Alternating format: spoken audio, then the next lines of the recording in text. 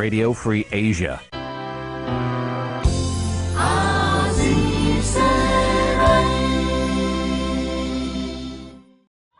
រយៈពេល2ឆ្នាំបានកន្លងផុតទៅហើយនៅឡើយប្រជាពលរដ្ឋជាង100គ្រួសារក្នុងចំណោមប្រជាពលរដ្ឋជិត400គ្រួសារដែលបាត់បង់ផ្ទះសម្បែងនៅបូរីកេឡាមិនទាន់ទទួលបានដំណោះស្រាយឬសំណងសមរម្យសម្រាប់ពួកគាត់ទេផ្ដើមចេញពីការបាត់បង់ទីជម្រកពេលចេញតវ៉ាម្ដងអ្នកបូរីកេឡាតែងតែស្ដីបន្ទោសក្រុមហ៊ុនផានអ៊ីមិចដែលមានលោកស្រីស៊ុយសុផានជានាយិកាថាមិនបានសង់អគារឲ្យគ្រប់10អគារតាមកិច្ចសន្យានៃការវិនិយោគឡើយគឺក្រុមហ៊ុនសង់បានតែ8អគារប៉ុណ្ណោះដោយសំអាងថាពុំមានលុយគ្រប់គ្រាន់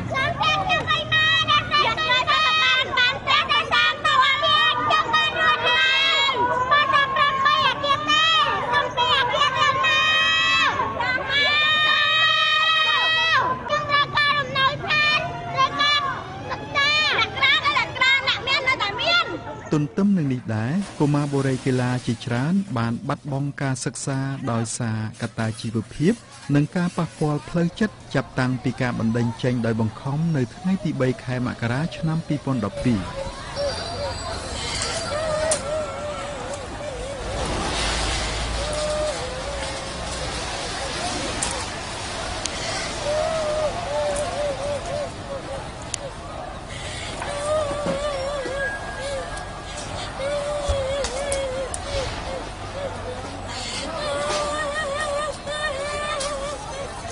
កាលពីថ្ងៃទី11ខែមករាឆ្នាំ2014កុមារីបូរីកេឡាម្នាក់ឈ្មោះញៀនស្រីមីអាយុ13ឆ្នាំបានសម្រេចចិត្តលេបថ្នាំសម្លាប់ខ្លួនដោយអះអាងថានាងតូចចិត្តនឹងវាសនាព្រោះបាត់បង់ការសិក្សានិងគ្មានផ្ទះសម្បែងសម្រាប់រស់នៅ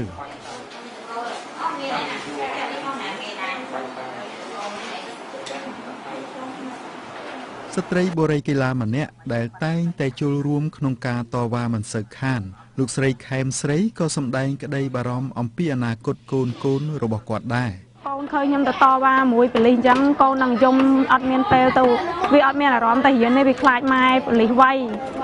ពេលដែលខ្ញុំចេញទៅតវ៉ាម្ដងកូននឹងទៅជាមួយខ្ញុំហើយខ្លាចប៉ូលីសវាយអញ្ចឹងពេលដែលខ្ញុំបតែបន្តមួយប៉ូលីសអញ្ចឹងកូនចាប់ទាញខ្ញុំនឹងថាម៉ែកុំចោលខ្លាចប៉ូលីសវាយម៉ែត្រឡប់ទៀតឡើយកូនអញ្ចឹង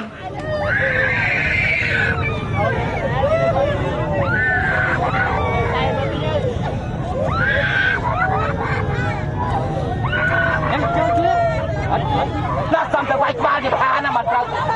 ណាបើយើងស្រឡាញ់នេះវាយក្បាលជាថាហ្នឹងជាថាមិនទៅរកកិច្ចសន្យានោះវាយក្បាលជាថាហ្នឹង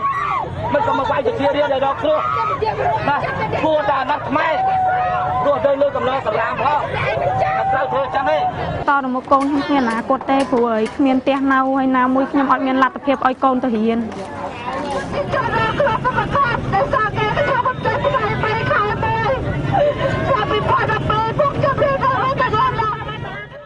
ខ្ញុំបានអួនឈិន